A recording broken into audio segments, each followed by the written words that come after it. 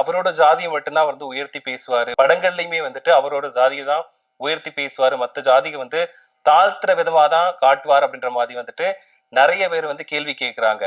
இத பத்தி நீங்க என்ன நினைக்கிறீங்க? இது திட்டமிட்டு ஒரு பிரிவினரால நடத்தப்பட்டிருக்கிற ஒரு பொய்யான பரப்புரை இது. அவரு எந்த படத்திலையுமே தன்னுடைய சாதி உயர்வானது அப்படின்னு சித்தரிச்சு ஒரு வசனமோ காட்சியோ சித்தரிப்போ எதுவுமே பண்ணல. சமூகத்துல நடக்கிற சில நிகழ்வுகளை தான் அவர் வந்து படமா பண்றாரு. அவர் லேட்டஸ்டா பண்ணின பகாசுரன், இதற்கு முன்பு பண்ணின பகாசுரன் படத்துல பாத்தீங்கன்னா, பெண்கள் வந்து இன்னைக்கு இருக்கிற நவீன டெக்னாலஜில எந்தெந்த விதங்களிலெல்லாம் தவறான ஆண்கள் பயன்படுத்தி அவங்க வாழ்க்கையை சீர்குலைக்கிறாங்க அப்படிங்கிறத ரொம்ப அழகா சித்தரிச்சிருப்பாரு. அது வந்து பெண் சமுதாயத்து மொத்தத்துக்கும் போய் சேர்ந்திருக்க வேண்டிய படம் அது.